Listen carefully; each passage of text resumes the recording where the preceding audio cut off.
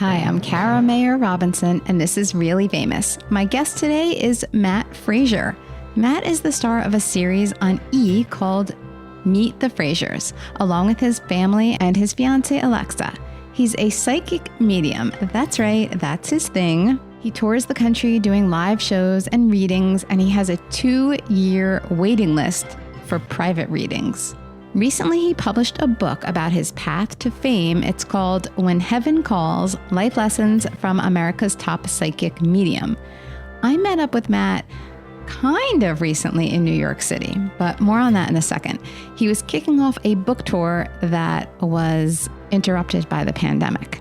We recorded the show at Actors Connection at the Classic Film Center building in Manhattan, where actors go to get headshots and create reels and take workshops on how the casting process works. Thank you to Actors Connection for hosting us. So, amusingly, when we recorded this, coronavirus was just starting to worry people in New York. It did not yet become the epicenter, which it did very soon after. And we really didn't know what was coming. So it didn't stop either of us from recording the show, but it was interesting to see how things were starting to change and the city was being extra cautious. There was Purell and sanitation stations at all the elevator banks, and there were doors propped open, and I wiped down our chairs and our mics before we recorded. But we had no idea what was just days away. It was March 10th, 2020. So regardless of if you believe in psychics or not, Matt has a fascinating story. We talk about getting a TV show, his family, listening to himself, psychology, compassion, being bullied for years when he was 18. Really, it's so interesting. We also talk a bunch about therapy and the parallels of a therapist like me and a psychic medium like Matt. So interesting. And speaking of therapy, if there's something interfering with your happiness or preventing you from achieving your goals, give BetterHelp a try. BetterHelp is an online therapy platform. They'll assess your needs and match you with your own licensed professional therapist, and you can start communicating in less than 48 hours. You can do video sessions or phone sessions. And they have a special offer for Really Famous listeners. You'll get 10% off your first month if you go to betterhelp.com/reallyfamous. So check it out. And if you do sign up, make sure you use that link, betterhelp.com/reallyfamous.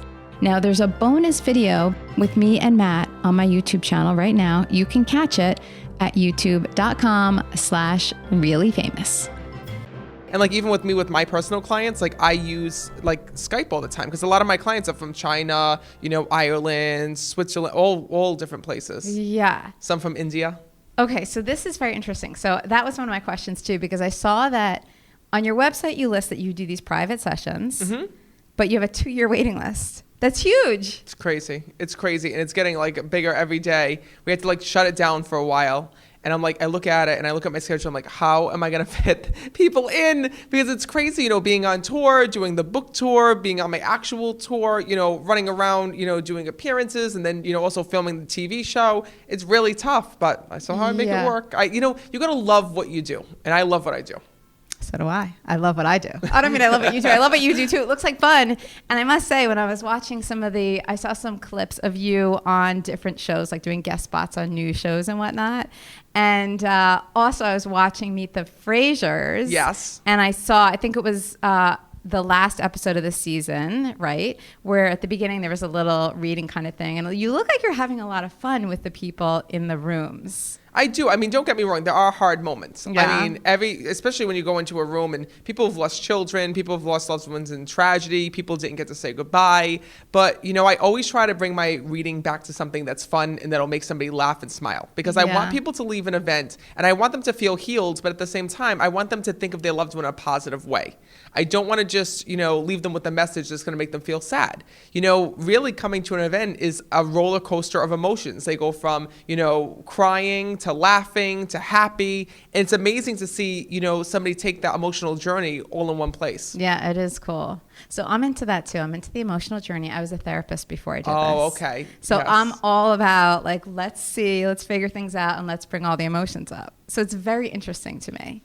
So I'm also interested in your whole route to where you are because you're huge. You're very young still. Yes, and 28. You're 28, okay, and you're you had a lot of success so far. I have. So so I know it started when you were young. So how did you know how to bring it to an audience? I did it. And this is the thing that people don't realize is that everybody always asks me and they assume, right, that, oh, well, who taught you? Where did you learn to be a medium? Did right, you but go to not school even for that. this? But like, how did you, okay, I'm cutting you off. Sorry. But No, cut me off. I'm Italian, so that don't bother me. Okay, perfect. That's how listen, in my family, if you don't speak up, you don't eat. So that's not rude to me at all. So wait, can we talk about your accent? Because yes. I was watching, I was like, what is your accent? Because it's not New York. Everybody thinks it's New York. It's not, though. It's not. I can tell you but it's only not. a New Yorker. Only a New Yorker will know that it's not New York. So what is it? So it's a halfway between New York and Boston because Cranston, Rhode Island because people don't even know where Rhode Island is. Isn't that crazy? They don't? They don't. People say to me all the time, they say, oh, where are you from? And I'm from Rhode Island. And they're like, Long Island? And I'm like, no, Rhode Island. And they're like, oh, where is that? They don't they don't know. Really? They don't. They're I'm shocked. And I'm like, it's a state. People will say to me all the time, especially when I go to California, well, where is that? I've never heard of that, which is so crazy because how do you not know it's one of our 50 states, right? So I like to think I know all the 50 states, but maybe I don't. I don't know. Should we quiz you right now? I don't know. Don't quiz me because listen, I'll know if somebody said, if somebody says I'm from like Arkansas, I'm be like, oh yeah, I know where that, like I might not know it on the map. Generally, you know but where it is. Right. Yeah. So people have no idea about Rhode Island. So they don't know about the accent. So everybody always asks me, and it's a mix between Boston and New York. Yeah, I hear Boston for sure. Yeah. So do most people who live in Rhode Island have this combo accent? So it's weird. Only really in Cranston do you get that accent. I don't know if it's because there's a lot of Italians there. I don't know. Alexa used to have the accent, but then she's in pageant prep, so they train you out of it. Okay, Alexa is your fiance. Yes. Okay. So they train her out of it. So you won't hear her have the accent, but you'll hear my mom and whatnot has it primarily. My sister really doesn't because she actually my sister has a Boston accent because she moved to Boston. Okay. So where is Cranston then? So Cranston is right outside of Providence. Oh, so it's like part of the greater Providence area. Well, right. I mean, it's not that big of a state anyway, yeah, it's but not. Providence is certainly a place. That's right, because I've known people, I think, from Rhode Island or who've gone to Rhode Island or something, and I've never heard your accent. That's why I was like, what is this accent? Where is it coming from? Not New York, a little bit of Boston thrown in. Yes. That explains it. And there's some good Italian eats in Providence, too, there right? is. So there must be in Cranston. There is it a heavily Italian population? Right off the boat. Absolutely.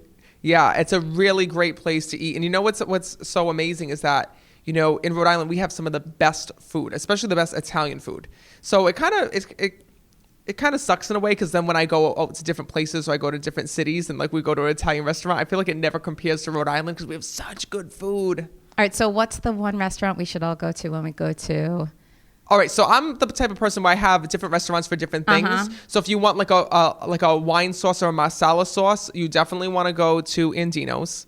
If you want like a chicken parmesan, you got to go to like Antonio's. That's where Alexa and I first met. And notice all the Italian names: Antonio's, Andino's. Yeah, I'm going to Andino's. I already know. Oh, that's my style. Then. Oh, really? Yeah. Yeah. So more than the heavy red. Yeah, if you don't want to get red sauce there, mm-hmm. They're known for like their cream sherry sauces and whatnot. So definitely Andino's for that. The red sauce, you go to Antonio's. Okay, and good to know. If you want seafood, you go to the oyster bar. The oyster bar. The oyster bar, yeah. I'm definitely headed there. Okay, good to know. So I got you off track. Sorry. So I was asking you about how you knew how to bring this to an audience. So how did we get onto your accent? I don't remember, but whatever. So remember I was asking you that at the beginning? Yes. Okay, so continue with that. So how did you know to bring it to an audience? Well, I didn't because, I never wanted to be a medium. So I started this as a hobby. I worked, doing this. I worked for the World Trade Center in Boston as an EMT. That's what I really wanted to do. I wanted to be an EMT and then physician's assistant and then, paramedic. And then actually other way around, EMT, then paramedic, then physician's assistant. That's really what I wanted to do. And I actually started my journey doing that. I worked for the World Trade Center in Boston, working for the Security Operations Department. And I really just did readings on the side because I loved it. and I didn't know how to bring it to an audience. I didn't even know how to get clients or what really to do. I read for close friends and family members, and then they started, passing my word around and name around to everybody. And then next thing you know, it's like, oh my God, like weird people are texting my phone, like, I need to get another line. And then next thing you know, I got another line. And next thing you know, it's like, you know what? I should really get business cards because people are asking me all the time, how do I get in touch with you? So then I got business cards. Then next thing you know, I'm asked to do house parties. And it really just followed and found me. And that's interesting. You asked me how I brought it to an audience. Well, I got to tell you, really, my clients are the ones that changed me. They changed my way of thinking. They changed the way that I developed my ability. They changed how I did my readings. They've changed everything about me. Okay, so you definitely are influenced by, like, you're open-minded, it sounds like then. If you feel like that, then you're going into meeting other people and different experiences, just not trying to do or perform or whatever in your way, but actually having an open mind to like connect with people. That's what it sounds like. To me, I got to tell you, it's like they changed me in a different way, because when you are, I haven't had great loss in my life, but when you meet somebody who has, it changes you. So, at first when I started doing readings, the readings were really light, right? They were for friends of mine who wants to know, oh, am I going to date so-and-so at school? Oh, is this one going to be into me? Oh, am I going to pass my test? Whatever. Those were the type of readings I started doing. And then from there, I would read, the word would travel and they'd be like, oh, can you read my mom? And then her mom maybe lost her mother. So I'm reading to her about a grandmother that had passed. And that was okay. And then when I started to get into the I don't even want to say mainstream, when the word started to travel with people I didn't know, the readings became more serious. Next, I had parents coming up to me that lost a child. I had couples coming to me that couldn't get pregnant. So that really changed me in how I thought of my ability, because I'm like, oh my God, like this is so serious. Yeah, it's like a lot of pressure almost, right? Well, it's a big responsibility. It's a very big responsibility, and people are coming to you for answers, and they're coming to you for hope and healing, and they're hoping that you can tap into something that they can't. And you really have to, focus all of your energy on helping this person through a part of their life. Mm-hmm. So I started to dig deeper into my ability, and I tried to, get people over from being sad. That's all I wanted. Much like you probably did as a counselor, when you worked with different people, you had to adjust, how you spoke to people and how you said things to people. And I do that all the time because, sometimes giving a reading, the information isn't good and it's something that you don't want to hear. And my mom always taught me one thing. She taught me, listen, if you're going to speak to somebody, it's not about what you say, it's how you say it. As long as you speak the truth and you come from your heart, then that's all you need to do. And that's what I've done. Mm-hmm, mm-hmm. So interesting. Yeah, right. Because there's a whole study of people in here, too, that you have to do as well, which not only did I do it as a therapist, but also as an interviewer. Same thing, because you don't really, you have to kind of pick up on who you're sitting with. Right. So there's a lot of like there's an intuitive aspect, and there's like a willingness to be open-minded and figure things out as you go. So I get that. I can relate to that completely. So let's go back to, all right, so house parties, that was something that stuck out. So people had you come to house parties just to like entertain everybody who was there? Yeah. So you would like set up shop in a corner somewhere on a couch? And that's how my mom got back into doing readings as well, because my mom didn't do it for years and years and years. And my mom never did it professionally, don't forget. So we never had any professional mediums in the family, ever. So when I first started doing this, and like I said, I would do for, friends, and then they would pass me on to their parents, and then their parents were like, well, so-and-so my sister wants to get a group of girls together. Will you come over to the house? Yeah, okay, I'll come over to the house. And then next thing you know, literally every week we had 3 or 4 house parties that we were doing for like $5 and $10 a reading. And I remember doing these house parties, and we'd have to drive long distances. Uh-huh. And a lot of times I didn't even have money to fill my gas tank. Like I just maybe at the end of the night cleared $20, and that was a good night for us. Right. I feel like also the people who were at the parties probably adored you. I feel like that's probably, that's a good thing for you too. Well, they did, but you got to remember too, when I was doing this, I was just 18, 19 years old. So I was very, very young. Okay. And that really hurt me in a way, because it kind of hurt the credibility aspect of it, because people were very leery in the beginning when I started doing this work. And people would kind of come in and they're like, well, this kid's, 18, 19 years old. How have this gift? Or how does, I want to be with somebody more experienced. I want to be with somebody more professional, and that was really sad to me in the beginning because I felt like, well, why don't people take me as seriously as, somebody who's been doing this for 50 years? I still talk to dead people. I'm still getting the same information. We all talk to the same people. Mm-hmm. You know what I mean? Mm-hmm.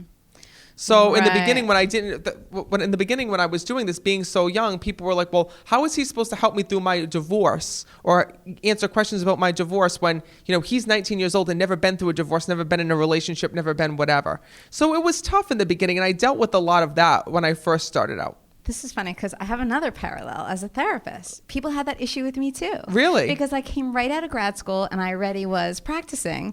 And I do remember some people coming in like, how are you going to help me? I must have been, 24 or something like that, 25, fresh out of grad school. And that was what they were saying. And I understood, like, I get that you would kind of think that way, but that was a tough thing to get over. And it was really the kind of thing where I got more credibility, probably with certain people over time. Yeah, that's what it is. And you had to build up that credibility. Yeah. So but I felt like coming straight out of the gate, like I had to work twice as hard because of that reason. Right. But I was still good at it and I knew how to do it. That's the ironic part. I could do it because I already knew how to do it. Right. Just because I didn't have the same life experiences of like somebody who was maybe 60 years old and had problems with drugs or whatever. I wasn't in that situation. But at the same time, I could totally get in there with that person and help him out. So that was a little struggle for me. But you know what? Sometimes it's better, I think, because, looking back on this, I think it was better because I didn't have my own thoughts on it. Yeah, I haven't been through that situation before, but I didn't need to be through that situation because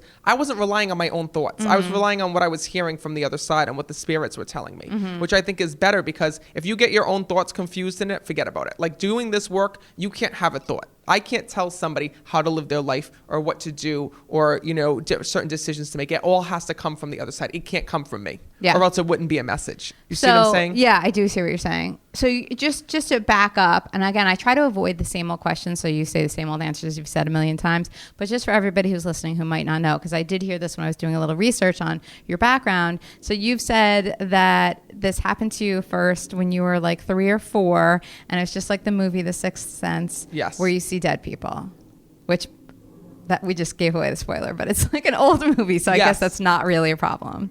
All right, so is that true? That's what actually the deal is? That's what it was, okay, yeah. So you saw people, you saw images of people. Yes. Like as if they were in the room? So when I was younger, it was different than what I experience now. Because now looking back on this, because obviously hindsight is 20/20, I realized that what they really wanted was for me to listen to them. So when I was younger, literally, I remember being in the bedroom and the bed would shake, and they would be yelling in my ear, and they would be appearing in front of me and doing all these crazy things to try to get my attention. And I thought I was being haunted, but really it was just them trying to get my attention. Now I don't have any of that. I don't have people just randomly appearing at my bed or yelling in my ear in the middle of the night or things like that, because I know that if they have to get to me, I'm there to listen. Mm-hmm. Mm-hmm. Okay. So then when did you reveal this to somebody in your family or how did you figure out? So, it was crazy because I pushed away for years and years. Like I said, I never really understood or realized that I was a psychic. That was the crazy part, is that, I had this ability. I could sense and feel the departed, but I didn't really think of it as different. Like I knew my mom could do it as well. But because nobody did it professionally, I never thought of myself as a psychic medium because we were never the family with the crystal ball and the scarf around our head, doing readings. So I just thought, okay, you know what?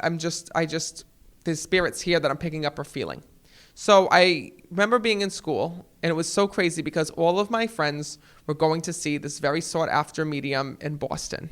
And it wasn't somebody who was like famous, like on a TV show, whatever. It was just somebody who was local that everybody went to. I don't even remember the woman's name, but everybody went to see her at the time. And my friends were like, Matt, you should really go. So I'm like, you know what? Yeah, because everybody was having profound experiences. And we were in high school, so it wasn't something that they were having messages like, oh my God, the psychic medium told me that I'm going to get with Danny next week and that, then he's going to cheat on me. And I'm going to, like, those type of readings. It wasn't any readings like I've lost somebody. So I was going for that. I was going, because obviously we all come to a psychic medium because we have something very specific that we want to know or that we want to understand or look into. So I went for that same reason. I wanted to know about my future, and I thought it was fun. It was a fun thing to do. And I walked in, I did not get the reading that I wanted. I wanted to hear about, my work as an EMT, going to an EMT. I wanted to hear about my job and about what I'd be doing in the future and whatnot, and about, relationships. And what I heard was her trying to tell me that I was a medium. And it was crazy because I was trying to get her back on track when she was doing this reading. Like, I didn't want to hear about that. So she's trying to tell me oh, I have your grandmother here, and your grandmother's telling me that, she was psychic, and she's telling me that when you were a kid that you would sense and feel ghosts. And I'm like, yeah, that's true, but that's not what I'm here for. I want to hear for, this. And the more that I tried to go and, control the reading and get it to go where I wanted to go, she would come back. And finally she's like, listen, you need to listen to me. Why aren't you doing this work? And I'm like, because I don't do this. Why not? Well, I did it when I was younger, but I'm not a psychic medium. What do you mean you're not a psychic medium? Do you see and hear ghosts? Well, I used to. I don't anymore. So anyway, she's like, really was adamant. And she's like, do you see where I'm sitting here today? She's like, do you see all these clients coming in? She says, and sitting with me. And she had at the time, I thought it was crazy that she had a 2-month waiting list to get to see her.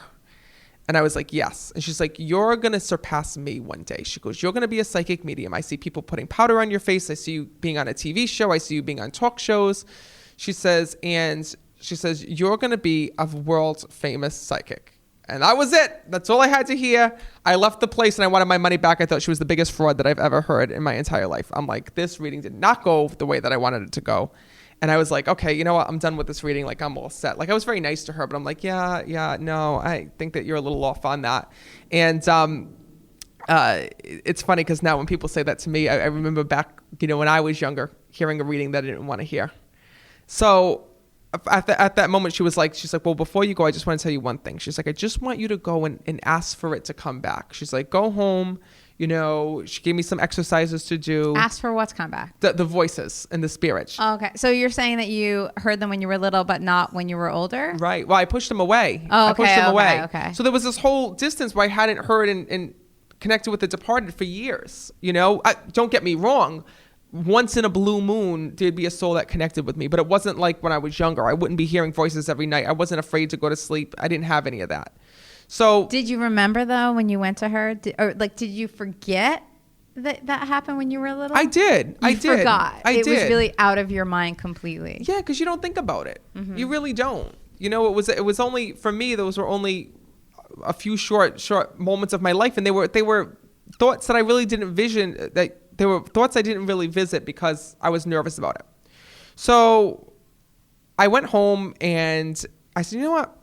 I'm going to try this. So I actually I talked with my mother because my mom knew I was going. So she was like, oh, what did the psychic medium tell you? I'm like, Mom, you're never going to believe this. But she brought up grandma. And my mother was like, really? And I'm like, yeah. And she told me that, I was a medium and whatnot, and that I was going to be this psychic. And my mother's like, oh my God, your grandmother said that before she died. She told me that, you were going to be doing this work and you were going to be, reading people and whatnot. And I was like, what? And then my mom's like, I got something for you. And she went and she gave me these tarot cards that my grandmother had made for me years ago. And I talk about this all in my new book, by the way. It's the untold story that I really don't get to tell all that often because I normally don't have this much time. Uh-huh. So I have to give the condensed version. So she gave me these cards that my grandmother had made for me. And my mom's like, really, you should go and use them. So I'm like, okay, let me just try these exercises. So I went into the room and I remember going in and doing the exercises that she had taught me. It was really a meditation to get the voices to come back. It was a white light meditation she taught me. So I sat in my room and I was thinking back and I was, envisioning white around my head and asking the other side, telling them that I was open and that I could receive messages. And then all of a sudden, I started hearing, right at that moment, weird things. It sounded like whispers and murmurs and I got freaked out. I was really freaked out in the beginning. I'm like, okay, that was weird. And I tried it again, and then I noticed that I could hear certain souls trying to come through. So I said, you know what? From now on, I'm going to be open to it. When I go into a place if I sense something or feel something, I'm going to go and I'm going to say it. And then all of a sudden I started having like these crazy serious validations that started happening. For example, I was helping a friend move into her college dorm. And when I went in, she had a big collage on the wall, and there was one picture of this man on the wall. It was a young man. And I looked at him, and it's almost like the picture just sprung to life. And I started seeing visions of like a plane crash. And all of a sudden I heard like literally him talking to me through this picture and telling me like that he was her father. So I'm like, did you lose your father? And she was like, no. And I'm like, see this picture over here? I'm like, this is going to sound crazy to you. I'm like, but I'm looking at this picture and I'm like, I'm starting to get like these crazy thoughts and visions. I'm like, and that this man was your father and he died in a plane crash. Well, all of a sudden she started crying and she was like, I don't know how you would know that. She's like, I don't talk about him. She goes, it was really hard. She goes, this was like my father. He wasn't my dad, but he raised me and was a member of my family, and he died in a plane crash, and we don't talk about it. So moments like that I started to listen to, and it just opened up this huge door. And so was that a powerful moment for you then in the second that it was happening? Were you like, yeah, this is wild? Well, it still is every day. You know, Yeah. there's nothing, I get more excited sometimes than my clients do. I really do. Because, to see the validations and to hear the things that come through, I am amazed every single day. And what people don't realize is doing this work is like learning a new language. It's like when we learn a new word in English or in your language, you're excited to go out and use it, right? And to like incorporate it in part of your vocabulary. It's the same thing with me. You got 3 times and it's yours, they say. You have Right. to use it 3 times, a new word, and it becomes yours. It's Or a in your new vocab. saying, right? Yeah. Or a new saying. Yeah. So like now with this, like I know that when I go out places, when I go out into theaters and places, like I know that the other side is trying to reach me, and I know that they're trying to reach me with new words, new ways to get in touch with me. So it's like every day I'm kind of adding more to my dictionary or vocabulary because they do speak in signs and symbols. Okay, so your book you mentioned, so we want to make sure, I'm going to talk about it in the intro too, Okay. so they will have heard that. But so your book, that was a process. This is your first book? No, it's my second book. Oh, it's your second book. Okay, so what was your first book? So my first book was The Secrets to Unlocking Your Psychic Ability. And it's actually crazy because it actually was an ebook. So I started it as an ebook, and then everybody went and downloaded it. And then they were like, there was so many people who were like, well, I don't have Kindle. I don't have, an e-downloader. I don't know, because a lot of my clients are older. So they have no idea, like my mother. They don't know how to work the technology. Yeah, So by the way, why are your clients older, a lot of them? Because that's what I noticed too, that when it looks like there are a lot of older women, especially. That's why I was kind of thinking they adore you, especially because... Well, there's also men too, but Okay. It's first of all, a lot of men are afraid, like my dad, but it's primarily women because you can remember that the ages 35 and older are the people who've lost somebody. Okay, yep, that makes sense. So, normally you don't have too many younger people because, like I said, the younger people are more worried about what's going on in the present right now. They're worried about, job, love, career, things like that. So they kind of find it boring coming and hearing from dead people. But the older people who have lost their moms, their dads, or have gone through loss, they want to come to reconnect. Yeah. So my first book was an ebook, and then because so many people were asking for an actual paperback, we published it and made it into a paperback version. So now this is my second book. My first book was all about techniques on how to unlock your psychic ability. And this is more of a memoir, kind Exactly. of how it all happens. That's how it, from the beginning okay. from the past to the present, and now into the future of where we are now. So was that hard to get into a book form? Like to take your whole life and be like, okay, where do I start? And like, how do I actually... This seems like such a monstrous task to me. Anybody who writes a memoir, I'm amazed. It seems like so big. I can't write. Okay, so somebody else wrote it. Somebody else wrote it. Gotcha. So But you sat down, just spoke into okay. That's exactly what it is. So I did everything that I needed to do. I outlined all the chapters because I knew what I wanted to do. I knew I wanted to start in the past and talk about the early years, and then work my way up to how it came to be, the behind the scenes, some of my most powerful readings, to what I did before being a psychic medium, all the way up until now and how the TV show came about. I really wanted it to end in the present of what I'm dealing with right now. So I think that people are really going to love it because they get to take this journey with me and they get to, it fills them in on the backstory. Right. I think the backstory is always fascinating for like anybody. Yeah. I really feel like everybody has a different backstory and you can never predict what it was. And there are so many little interesting twists and turns, I bet, in yours too. Oh, definitely. So, all right. So the show is on, you finished one season. Yes. It's on E! It's called Meet the Frasers. And how many episodes did you have? 10 episodes. So are you coming back for a second season or is that still up in the air? So you have to wait and see. We did tease some season 2 stuff that you can see at the end in the 3 months later, which is really cool. But to be honest with you, I am so happy that we have a break right now because we've been filming for so long. How long to get that many episodes? Oh boy, it was about a year. Really? Yeah. A year? That's Yeah. a long time. And it was actually, they even came, it's about a year's time. But it's not full the whole year that you're taping, is it? Yeah, for the It most part. is? So, because they'll leave and then they'll come back for certain things. So, like, for example, with Alexa's pageant, right? They were already wrapped and done filming. Then the pageant happens. Like, oh, well, we can't miss the pageant. So they come down, they film the pageant. And it's the same thing with me in my life. Like when there was certain things that had happened, they would come early or come later or whenever they needed to make sure they never missed out on anything. Okay. So if there's a birthday or a celebration or something, they need to be there for. So you tell them there's something happening. Come on, send a crew or whatever. And then they just do. And then they figure out how to patch it in. Well, no. So the way that it works is actually you send over your schedule. So you send over your calendar and you say, okay, well, this is what's going. They want the whole month out. So like, okay, my dad's birthday is this day. My mom's birthday is this day. We're doing this. My book launch is here. We're going here. So like for example, the Simon & Schuster, I was going to New York for Simon & Schuster. They sent a crew out. Okay, we're going to go to Simon & Schuster with you. Right, because that's fun. They would, of course, want to document that. Right. So it's the things that are really, the days that you're home doing nothing, they don't really want to, they don't have to be there for, but the days that can't be moved, like the Simon & Schuster book deal, the, Alexa's pageant, things like that, they'll come back over. That makes sense. And especially family celebrations and get-togethers. Sure, because your whole family is on the show. Yes. Okay, so how did the show start? How did that happen? Well, I've been getting calls for years, to be honest with you.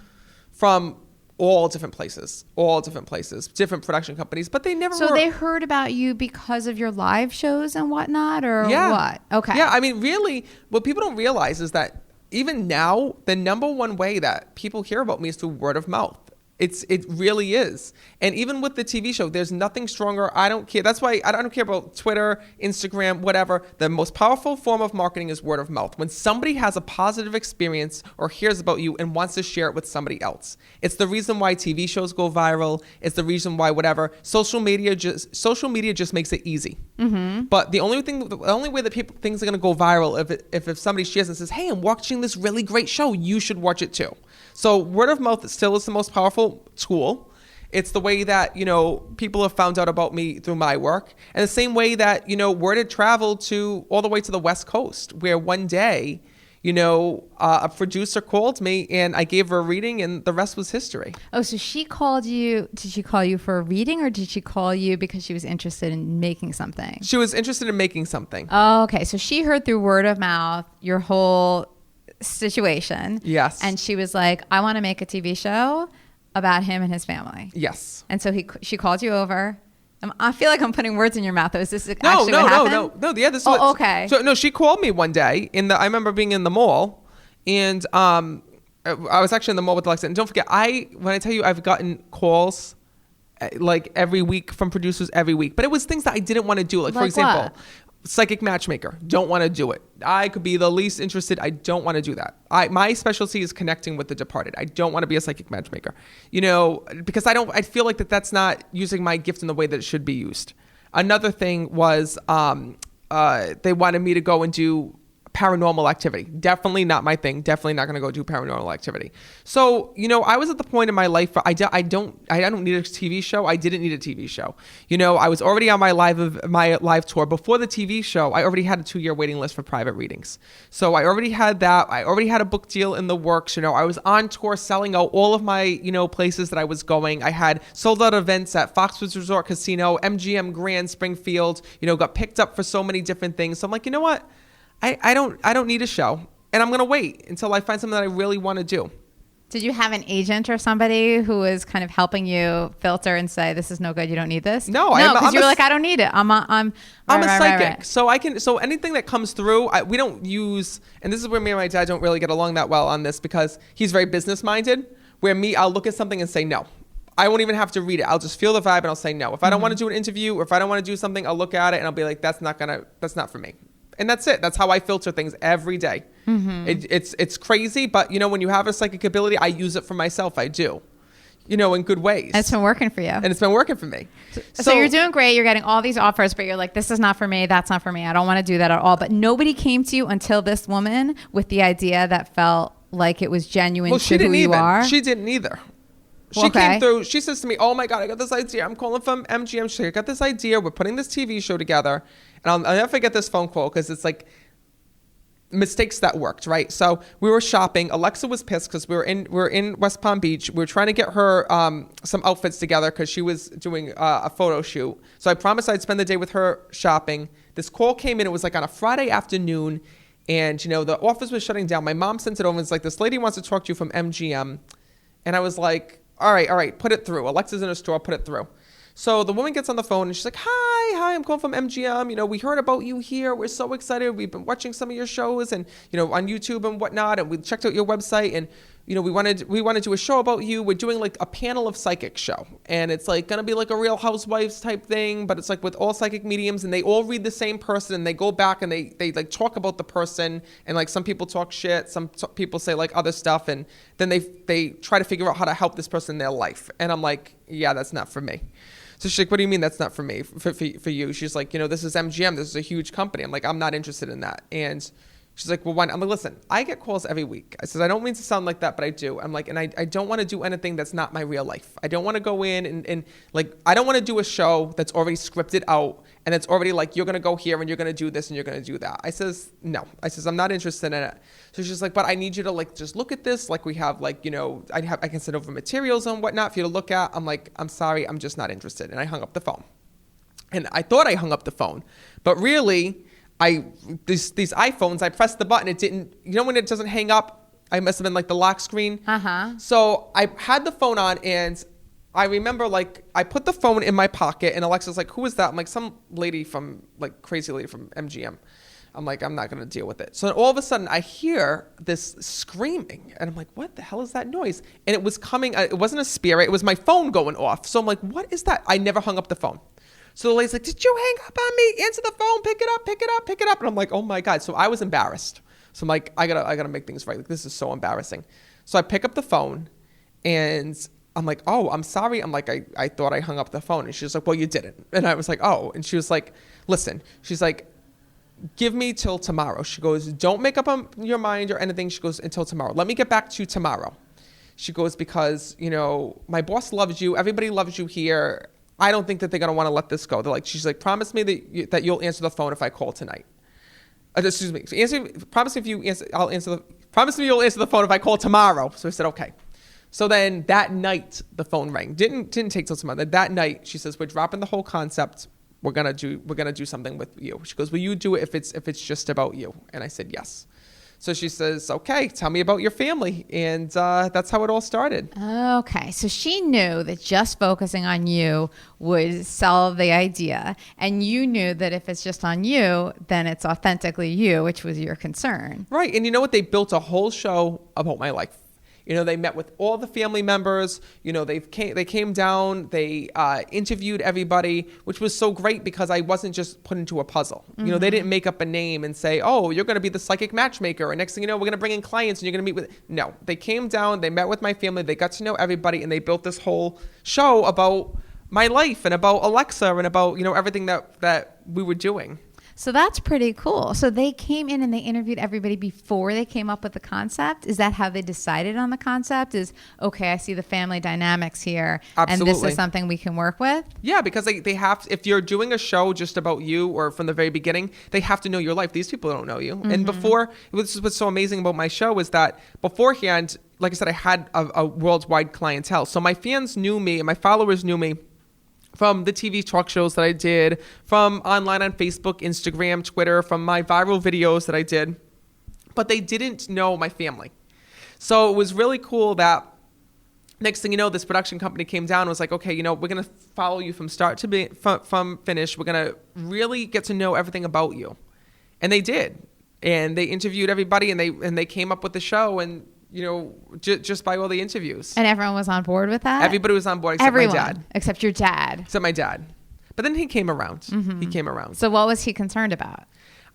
Because he's so straight and narrow, and he just needs to learn to step back a little bit. I think that he's so focused on, because he was 21 years in the Navy, mm-hmm. and you're not going to get that out of him. That's just who he is. He, used to be a captain in the Navy, and a chief commanding officer. So he has to be at the front of the boat at the whole time, shouting orders. He has to be in charge, and he doesn't like to be blindsided. He doesn't like to be told what to do or have he's very much into privacy. He did not like the idea of cameras following us around and coming into the house and, showcasing very personal details, because in the military, you do the opposite. You keep things locked down and private and whatnot. And I'm just out there and open.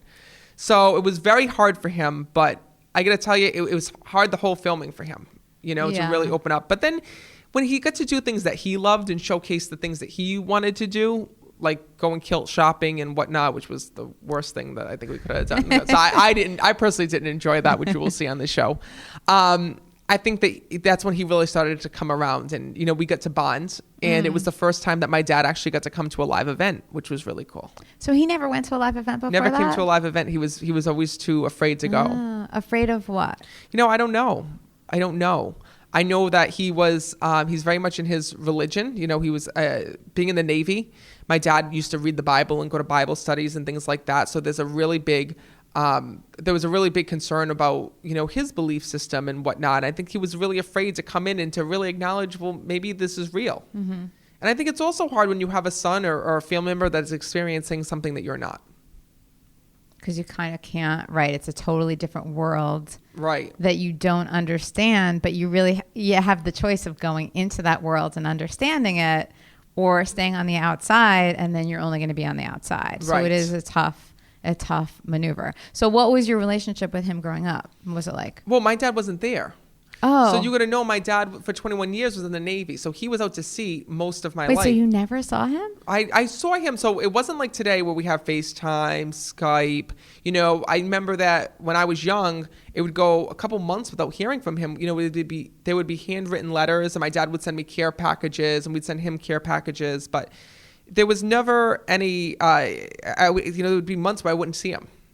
And then I'm trying to think. I think it was 1995 when the internet started coming out, AOL maybe? And yeah, probably it was. I think it was maybe 98 or around that when we got our Windows 95. I remember Windows 95. Yeah, I think it was 95. It was Windows 95, yes, because we got our first computer, and then my mom would have to learn how to we'd send email messages. Wait, are you even old enough for that? You were really little then. Yes, I was born in 91. 91, okay. So you were 4. Yes. We had the emails. So and I think my dad was too cheap to subscribe for the service. So I think we really got Windows 95 and 98. I think we were slow on the roll. I think we got it 3 years later, because back then computers were expensive. Yeah, they were. Really expensive. And not everybody had one. Right. So we didn't have it. I think we got our first computer in 1998, and that's when we started the actual email correspondence. Or maybe the Navy didn't. I don't know too much. That's so wild. So he was really gone. That has a big influence on a person. It is, but it was also a big influence because my dad wasn't able to see the things I was going through growing up. So sure. He didn't get to see me, or understand when I was actually seeing dead people, or, be in the room at night when I was yelling and screaming and crying. So he had no idea what I was going through. Well, your mom probably sent him letters and stuff, right? And told him. She didn't talk about things like that. Oh. Because, my mom was always very positive, and she didn't want him to know the things that were going on with me or my sister. My mom was always like, we need to be positive for dad. We need to send dad positive things so that, he's not focused on us being out there. Because he was in a lot of combat areas too. He was in, what was that Desert Storm. He was in Desert Storm. He was also involved in Operation Iraqi Freedom. So my mom didn't want anything to really boggle his mind. So like the things that we would send back and forth were really nice. Like home videos were a lot of things that we would send to him. We would and talk about things that would go on at school or like important moments. My mom never ever bothered him with like things that she was handling on her own. So like looking back, how do you think that whole situation impacted you as you were growing up, or like as a human being, as an adult now? Well, and it definitely impacted me in a good way because I get to spend more time with my mom. But it was hard because, I didn't get to really bond with my dad. And it's actually kind of funny because my poor sister, me and my mom were running around, when I was just younger, talking about our experiences and how I could see and hear dead people, and my sister couldn't hear or see a thing. So it was tough on her because she had nobody to relate to. Right. So what was your relationship like with her growing up? Well, it was tough because my sister's 6 years younger than me. So, there was a big age gap. That is it doesn't seem like a big age gap, but it is when you're kids. It definitely is. It's definitely smoothed it out now. Like me and my sister have a great relationship. But in the beginning we didn't, because I always saw her as being so much younger than me. Like two totally different stages in life. So it was really you and your mom bonded big. Yes. Yes. And you still are. Yes. Yeah. So there are benefits and losses, I guess, with every single situation. But it is interesting to think about just how they impacted you. Oh, yeah. I mean, listen, and I think that's the reason why, I don't care what anybody says. My mom has a favorite. My dad has a favorite. My sister is my dad's favorite. I'm my mom's favorite. You think? Oh, I say know. That regularly? I know. Me and my sister say that all the time. I don't know if all siblings say that, but we say that all the time. That's so funny. I don't think everybody has a favorite. Oh, I think they do. No. I think they do. I think they just don't say it. I think it's an unspoken truth. I do. Well, I'm saying it right now. I have 3 kids and I have no favorites. Oh, I don't believe you. I think that's bullshit. I think that's bullshit. No way. I think that I think it's a different bond. It's not like you're going to do one for more than the other, but Right. I can tell you I have a different relationship with every one of them. Now it's coming out. Now it's coming out. It's not that one is a favorite, but every single, just like you relate to different people in different ways. Everyone you relate to in your life, you are the same person, but different people bring out different sides of you. And so you might bond over certain things, whereas the other one you bond over other things. You know what I'm saying? Well, I'll let you know. I'll tell you one thing. I don't know. I'll let you know when I'm a dad. But all I can tell you is that I have 3 cats, and one is my favorite. That's all I got to say. Well, I don't know if cats are the same thing as people. I don't know, because they say you're not supposed to have a favorite pet. That's what they say. I sit on the board of Did you say that about a pet? Yeah, this is a secret because I'm on the board of an animal shelter. So I'm not supposed. We always talk about this and about not supposed to be having a favorite pet. And everyone's like, "Oh, I don't have a favorite. Oh, I don't choose favorites." But I choose favorites. I have a favorite. So you have you said you have 3 cats? 3 cats. And you have a favorite cat. I have a favorite. Who's cat. your fave? The girl cat. Yeah, because we have 2 boys and a girl, and she is just always by my side all the time. But that makes a little more sense to me, because pets, the relationship you have with pets, it's either you're super bonded. For example, we have a dog. We only have 1 pet, so I can't pick a favorite, but it would be Stella no matter what, because it's her. But anyway, she's great anyway. But it's clear that she has a favorite. Like, she is all about my husband. Okay, she loves us all, but it's an animal thing. It's a very different, I think. And a lot of it depends on who takes care of the pet. Oh, right off the beginning, right from the beginning. So. I got to say no. Really? On that one. Yep. I think with a dog, you bond immediately with whoever's really your pack leader. I don't know. I don't think so, because you know what, this cat in the beginning really, no, I can't say it. In the beginning, she really didn't like me. Really? Your favorite didn't like you? My favorite didn't like me. Yeah. What happened? She didn't like me, and then slowly but surely she was nervous. She's always been very timid, and I got her and her brother together. And her and her brother were like so close. They were like joined at the hip. She always followed her brother around and wouldn't even come up to me. Like, just used to kind of stray away from me, and like always just was attached to her brother. And the brother like was at that point was my favorite. And they were kittens when you got them? They were kittens. Okay. Yeah. And then at 1 year old, he passed away. So we had to get another cat. And then what's it called? She was automatically attached to me. Like, after he passed away, like, she just became so attached to me, and that was it. So she's not an easy sell, is she's what not it an is. easy sell, no. But when she is there with you, when she goes, she goes. Yes. So you're sort of like her brother. You became her brother. I would hope I become a dad, right? Are you going to become a dad one day? I'm a cat dad, yeah. Do you want to be a regular dad? Yes, I do. A human dad? Yes, I do. You see it for yourself? Oh, yeah, definitely.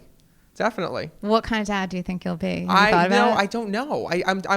Alexa and I think about this all the time. We think about it every day. And, sometimes I'm like, I'm going to be a strict parent. No, I'm not going to be a fun parent. Oh, I'm going to be this type of a parent. No, I'm going to be that type. You don't know until you're in that situation. You really don't. Like, I can say a million different things and guess to how I'm going to be, but it changes every day. Yeah. And especially watching other parents with their kids. I'm like, oh, I'm going to be that type of dad. And then I'm like, you know what? I don't know if I have the patience to be that type of dad. So it's really going to be, it's really going to be a test, right? You don't know until you're in that situation. Yeah, you don't really know until you're in it. But at the same time, you can have the idea of because it kind of is impacted by the kind of person that you are too, I guess. Right. And you kind of know, well, do you know who you are? Do you feel like you have a very good sense of who you are? I do. And do you feel like you're changing? I just had this conversation with somebody the other night, actually. It was so interesting. And he was saying he doesn't know who he is. He really feels like he never has, and he doesn't think he ever will. And he feels like he's an artist, by the way, big time artist. That's probably why. Right. Yeah. And he's like, if I ever do, I feel like it's game over. And he's like, do you know who you are? And I feel like, yeah, I do. I mean, I'm always evolving, but I do feel like I know who I am. That's exactly what it is I'm always changing, and I'm learning every day. I'm learning in my relationship with Alexa. I'm learning in my relationship with myself. I'm learning with my clients, but I love it. I love it. I love, learning, like, especially in my relationship, Alexa and I, we've learned to communicate so well with one another. Even over the course of the TV show, we've learned so much patience. We've learned, to go with the flow. We've learned a lot with our relationship and our families. That's a big step. Having families involved, because they're always up our rear end. So, balancing her family and balancing my family, so I do know who I am. It's just, like it says, it's the ever changing, but I love it. Yeah. Yeah. So you never know what the future is going to bring also. Right. It is interesting. So do you do a lot of like self-reflection? I mean, you're so busy all the time. So do you ever have time to be like, just to analyze whether it's yourself or your situation? No, because I don't make bad decisions. And that's the one thing that I'm really proud of, is that looking back, there's never ever a time when I've regretted something. Okay. Never. Even, because I look at life differently. Like, for example, like some people say, well, do you regret being an EMT, or do you regret, pushing the voices away? No, I don't. And there was even times in my life that I'm not proud of. For example, when I was in school, I was bullied, and I talk about that in my book. I had really, really bad problems with bullying in school. Really bad problems. Like what? And when were you? How old were you? I was in high school, actually, and I had no friends whatsoever. I sat alone at lunch. Nobody liked me whatsoever. I was so bad that I actually changed schools. And I went through this bullying for like 2-3 years. I think it was like 2.5 years I was in this school. And one of the things that people ask me is like, would you go back and change it? No, I wouldn't.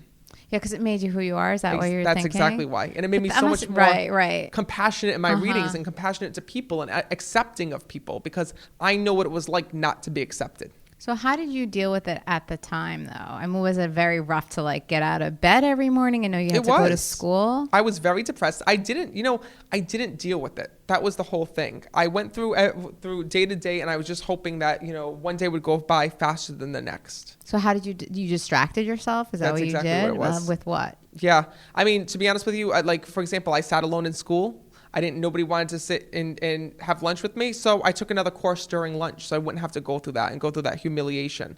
I isolated myself around people. And then, it wasn't until I actually had enough when I actually decided, I got to tell my parents about this. And, it really was a time in my life where I was missing a lot of time in school, a lot of days in school. I wasn't going to school. I was always sick. I was always depressed. I always didn't want to go. And then finally, the school became involved. They're like, well, why is he missing so many days? And the questions started piling up. And that's when I had to come clean and say, well, I don't like my school.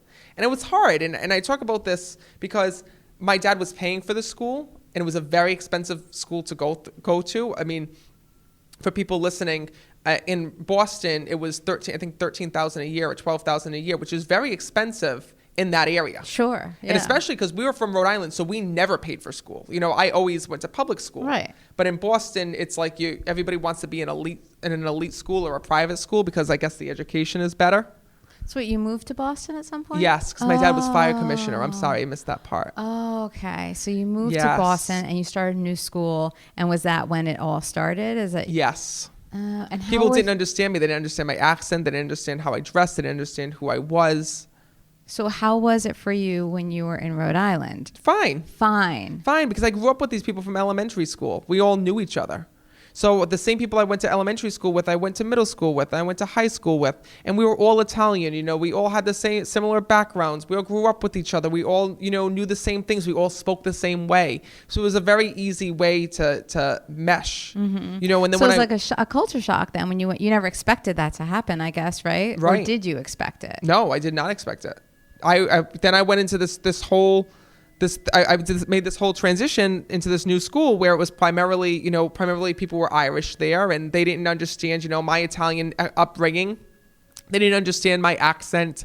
They didn't understand, how I was, because it was primarily an athletic school where kids were very athletic and into sports and whatnot. I was not into sports. God bless me, I couldn't even catch a ball to save my soul. So that wasn't happening. So I didn't have anything to bond with people over. So nobody gave you a chance at all? Nope. That's hard. But until I changed schools, when I changed schools, my senior year, I changed schools. I waited all that time. And when I changed schools senior year, I went to this new school in Braintree. It was Archbishop Williams I went to.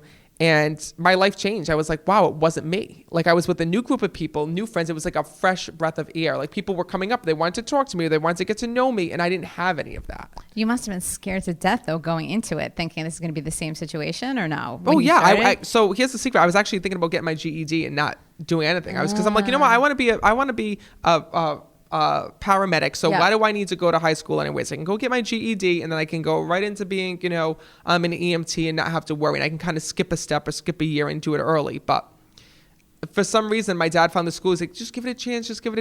And, I enrolled there, and it was the best thing that happened. So right away, people were like, totally, you are who you are and you're good. Yeah. Shocker, and good. A good shocker. It was so for good. you. And so that really turned everything around for you? It did. That's like a perfect situation, really, because people can't shake things that easily normally. It takes a while, but to just step out of the environment and step into a new one, really, God, that school was not the right environment for you. It was not. Like, clearly, because you were fine before you went in, you were fine after. But during those 3 years, that must have felt like 10 years, though. It's like trying to put a rectangle through a circle. It's just not going to work. I was not that school. People went there we didn't know the area. That was the problem. My parents didn't know the area. Like I said, we were from Rhode Island. I went to public school. I thought every school was like public school, where everybody is just meshed in with one another. You have your different cliques. You have the drama club. You have the jocks. You have the musical group and the bands and whatever. And everyone just finds their clique and kind of goes to it. Where this school was all about, people go to the school for a reason. They went to school because it was an athletic school for hockey. So everybody wants to get in who was a hockey player. And if you weren't a hockey player, that was it, or a football player, whatever. They were all about the teams.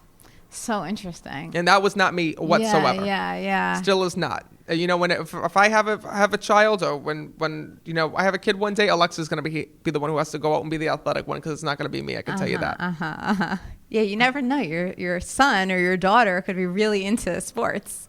Remember, we were talking about before that who knows? You're as a parent, but I would child love that. Yeah, I'll bring them to the games. I'll go. Yeah. I'll play with them till they're like 4 years old, whatever. And then once that, I think that they exceed my athletic ability. Right. You never know what you're gonna get. Right. It's so interesting. So when you went in and got that reading from the woman, that was when you were senior? Yes. It was. Now I'm putting it together. I got it. Okay. So you were going through all those years. You'd forgotten everything. You're having a miserable time in high school. And then you get to the better school. Things start to click with people. And then you go for the reading. And then that's that. And so your life really shifted at that point. Oh, yeah. So what do you think about fame? I mean, do you get recognized now when you're just kind of walking around? Just before I came in here, twice in the elevator and when I was walking in the lobby. Really? Yeah, but I gotta be honest with you, it's happened. I've been living this life for 10 years now, so I don't mind it. I love when I get recognized, because you know what, it makes me know that I did something right, and that people are recognizing me for a reason, and it's not just because I'm in movies or on TV. It's because I've helped somebody in some way. Mm-hmm. So they know who you are. They're not like, you look so familiar. Do you get that it always sometimes? starts like that. It always starts like that. Or, people say it in different ways. Some people are really respectful and they'll just come up and say, hi, can I take a picture with you? I love your show, or, I've seen you on whatever, or I've come to an event or whatever it is. And then, other people will come up and they'll say, oh my God, you look so familiar. Are you blah, blah, blah, blah, blah. And, it's really fun because you get approached in all different ways. And then there's some people who don't say a word and they'll just kind of snap your picture. And the next thing you'll find it on Twitter or whatever. And they'll be like, look who I saw today.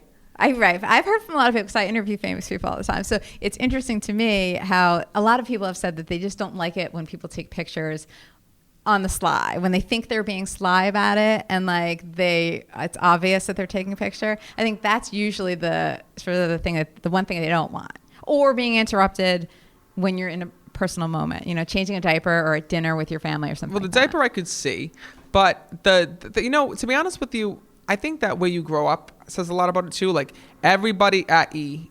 And NBC was like, oh my God. They're like, you better prepare yourself for when this TV show comes out, because you're not going to be able to go to, the Starbucks, the Dunkin' Donuts, or this place, or that place without getting recognized. And that already happens in Rhode Island because we're a small town. You can only go, small state, I should say. You can go from one side of the state to the other in 45 minutes. Right. So everybody in Rhode Island has known you for years. Yes. As this is our boy from Rhode Island, kind of, right? Exactly. So you are their person. And we don't have we have chain restaurants, but not so much. You have more Italian family-owned restaurants or family-owned Greek restaurants or, different types of food. So everything is primarily family-owned and they're all local, right? So when you go to a restaurant, I know the owners in every single restaurant because we've been going there for years, right? And it's just a small town. So, and it's not like New York where you have a new coffee shop or whatever popping up every day.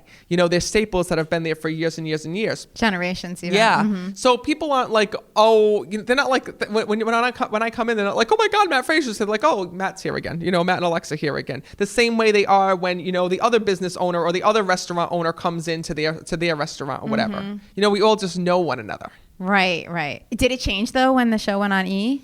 Did you in other places? I'm not talking about Rhode Island. Oh.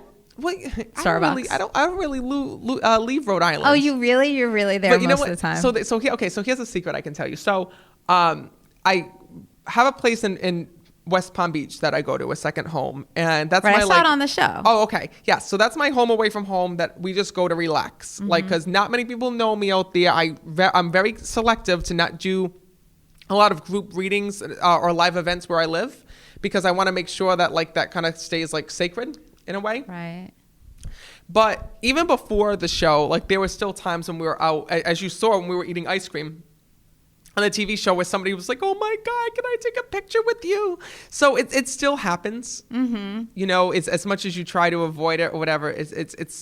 But people, I gotta tell you, people are very respectful. They really, really are. And if you're just yourself and you're not bringing attention to yourself and you're just walking down doing your daily thing, they're not going to be mobbing you. People just want to come up. They want to say hello. They want to take a picture and they want to leave. Yeah. Everybody wants a picture now, right? And that's it. Yeah. Right. And you know what? I prefer that. I'd rather a picture than sign something. Yeah. Oh, no, I meant a picture versus actually talking to you and interacting with you. It seems like I've heard that too, from a lot of people they just want the picture, but instead let's have a little conversation. Oh, what are you doing? What are you up to today? But I guess I haven't heard that from a lot of people. I'm forgetting who told me that, but a few people have told me that kind of that's thing. true. That's all it is. They just want a picture. That's gold. And they want to make sure that they have that as a keepsake. And it's really right. And it's really 5 seconds, because they feel like they've already know you, and they do. I know people now know me in the personal life from the show. So a lot of times, even in the elevator today, they when we're coming up, I was going into the elevator and these two women were coming out. They were like, oh my God. Oh. And they looked and they saw Alexa and they were like, oh my God, you're here too. And they're like, can we see the ring? So they wanted to see Alexa's ring. And they gave us hugs. And then that was it. They were like, we love this show. Oh my God, I can't believe I ran into you. And that was it. Yeah. So they want to see the ring or they want to see certain things. And then they feel like they've kind of already had the conversation maybe because I'm in reality TV and some people I think that's true. Some people you interview are in movies, so they maybe don't really know too much about them. But me, the fact that they know my whole family, they'll look to see, okay, is Matt's mom in her slippers? Is she doing what she's supposed to do? Sometimes they'll sneak out during an event to see what they're doing because they see it on the TV show. So that's really cool. So I have two other questions I want to ask you before we wrap up, and then we're gonna do a video too. But one of them, before I forget, because it's kind of off topic, is before you do a live show, what's your mindset? And not in terms of getting in touch with dead people, or the departed, as you call it. That's what you normally say, is the departed, right? So like, how do you feel before you're going to be in front of a big crowd where they're all there to see you? Like, do you get nervous? Yes, I said I'm very anxious beforehand, to be honest with you, because the minute I wake up, like, the other side knows, like, it's go time, and they know that it's time that they're going to be reaching me and connecting with me. So I start to hear and get sensations of things even before I go onto the stage or go into the audience. So it really starts to get overwhelming. But before, what you were asking me about the mindset, what I do is I make sure before every event, I go in the room alone. You know, it's just me that's there. I walk the whole room. I get my energy into the room. The event space, yes. So I walk the whole room. I walk the stage. I walk the audience. I count to see how far it takes me to get from one side of the room to the other side of the room, so I can read as many people as I possibly can. You know, I say prayers in there. You know, I get myself situated so I feel comfortable, so I know that when I go out there, okay, this, you know, don't forget people in this section, this section, this section. You know, this is how the room's set up, and I know what I need to do when I go in. So interesting. And do you talk to people after it's over too, or no? Then you kind of leave the stage and you just hope, but you could tell how everything went? No, I do. So I do. A lot of times I'll do book signings afterwards. So it depends on the event. It depends on the event space. So a lot of times I'll do book signings. But at the end of these events, like what they don't show on TV, because they just didn't have enough time, is that at the end of these events, I am dead. Like I have like this whole big thing that goes on my head, like this head massager. I got like the ice really? packs. Oh, I have like the Excedrin migraine. Yeah, you get crazy headaches and you know, you get really just drained. And how long does that last? It's a very different type of experience. So it can last from, I mean, it really can last all night where you don't fall asleep. It can be one of those things where your mind is just going, and you can't fall asleep. And then there's other times when you're so exhausted that your head just hits the pillow and you can't keep your head up. And then how do you feel the next day? I really don't notice it the next day. But how do you feel just anyway? Maybe not headachy, and not like you need the cold contraption? I don't know it, because there's two things that happen at an event, and Alexa can tell you this too, is that some days, like, I'll do an event and I'll be like so high energy afterwards, like I just can't come down from the high. And then other days I'm just so exhausted I just want to sleep. And then the next day it can kind of drag over with that energy or that, you know, tiredness. That's so interesting. And what about book signings, if it's just a book signing? How do those feel to you? To be honest with you, I haven't experienced that yet. Oh, really? You haven't had a regular book signing? I haven't. I think you do coming up next week, don't you? I do tonight. Or this week? I do tonight, yeah. It'll be different. It'll be a new experience. It's going to be a new experience, yeah. Okay, so the other question I was thinking about is, what advice, like what do you want to keep in mind for your kids based on how you grew up and what your experiences were, let's say in high school? So have you thought about that? Like Always speak your true feelings. Always speak your true feelings. That's the one thing. If there's one thing I wish I did, is that I wish that I spoke about it.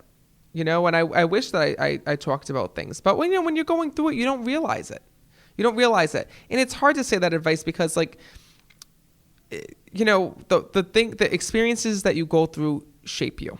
And I tell this to my clients all the time, is that what I want people to know is that the reason why the other side doesn't make choices for you, decisions for you, is because you're meant to go through challenges. You're meant to have struggles within your life. I would not be here sitting in this chair with you right now if I did not go through the bullying and the hardship and the things that I went through in my life. Mm-hmm. You know, it has not been picture perfect. It has been a really big struggle, you know, and I still struggle every day to this day. You know, I struggle with, you know, haters and skeptics and, religion activists and whatnot. But you know what? I love it. I love it and I thrive off of it. Mm-hmm. And I love the skeptics. I love the skeptical ones. I love the people that test me and put me to the test, because I feel like it just helps me to grow and to use my ability and to really just learn about myself. You know, and if it wasn't for people testing me, like in the beginning when people didn't believe me because of my age and because I was so young doing this, I would have never been or dug deeper into the ability that I did today. I wouldn't have been as powerful as I am today with my mediumship.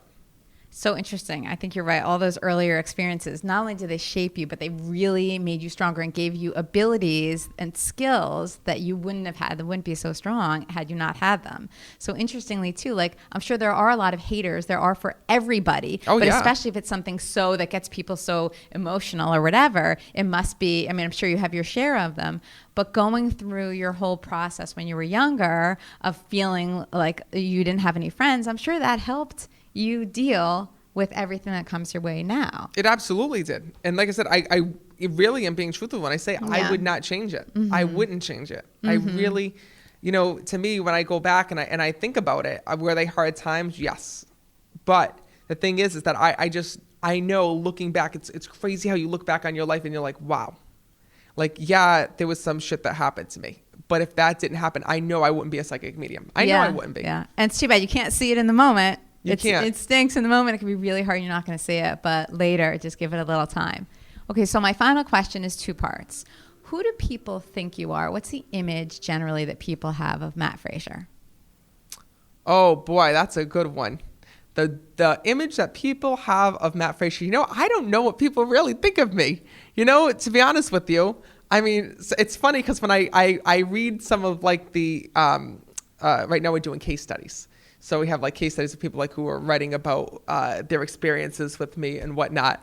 And it's really funny when people write and you're like, oh, that's what they think. Like, for example, someone was like, I came to Matt Fraser's event and I'm like, who the hell is this guy who pulls up with the van with his face on it, who's got these sparkly shoes with big shields on them and has like this bedazzled jacket. She's like, I'm thinking, what the hell is going on here? And I'm like, really? You thought that I would think like, wow, what an amazing personality, right? I wouldn't think like, who the hell is this? Like this one was like so put off by it. And I was reading it and you just gotta laugh. You just gotta laugh.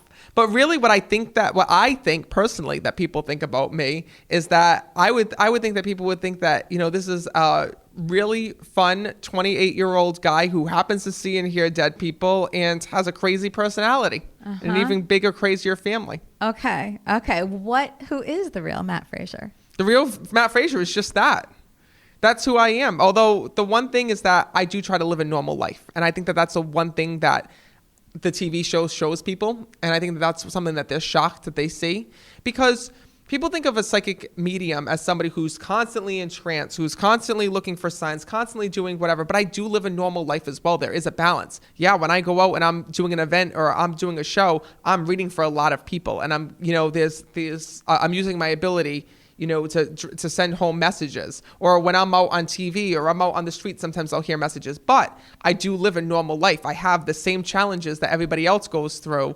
I have the same family dynamic everybody else goes through. And, to know me is to know my family. And to know me is to really feel like you're part of my family. Because, we are typical. There's nothing really strange, just the fact that I can speak to the dead. And that says it all, for sure. Okay, good. So you do have your finger on the pulse of who you are, I think. You know who you are for sure. Okay. So Matt, we're good. So let's do a video. But that's so weird because I don't know that. Like, why would people not know who they are? Like, that's kind of like a strange question because I never thought of it that way. Like, I'm like, when you say that to me, I'm thinking of my clients. Do you know who you are? Like, I have some people that come to mind that are struggling in relationships and whatnot. And maybe that's why. Well, it is interesting because I feel you. But wait a minute. Is it that they don't know who they are or they don't know what they want? Okay? Because there is a difference. I don't think so. That's very different. I think what you want and who you are very different. Right? Because I feel you because I feel like I know who I am, as I was saying before. But I think that a lot of people would say they don't. And it's funny because I'm thinking about an actor, Danny Aiello, and he wrote a book about his life. And the title was, I Only Know Who I Am When I'm Being Someone Else. And basically he was trying to say, I never know who I am. But to me, it's very clear who he is. And I was like, I know who you are. So how do you not know who you are? You know what I mean? So I do think it is a very interesting question. But I do think that there are plenty of people who feel like they don't know who they are. But for somebody who knows who they are, it is a little baffling. It sounds like a what's it called? A riddle. Like my mind's like, okay. Yeah, right. What do you mean exactly? How could you not? It is baffling because we know. But you know what, too? Is that doing this work, you have to know who you are. I can't, like, I know I can't do this work. I can't help somebody else with their life. Right. Plus, you're very defined in yourself because of the purpose that you feel. Right. It is very clear. Like I think that's true. Like people say to me, like, do you believe in heaven? Of course I believe. I couldn't do my work without believing in heaven. Do you believe that your loved ones are with you? Absolutely. I couldn't do my work. I couldn't do my work if I didn't believe that. Mm-hmm. I couldn't do it. I couldn't help other people if I didn't know who I was. And I think you have to, in my line of work anyways, you have to be that strong person too, and you really have to know who you are, because people are going to test you. They're going to test you on your abilities. They're going to, especially in the public side, going to, test you on many different things. So you better be sure that you can handle it and that you know exactly who you are going into something. Okay. I think we're good. Matt, thanks for doing this. Thank you. Thank you so much for having me on.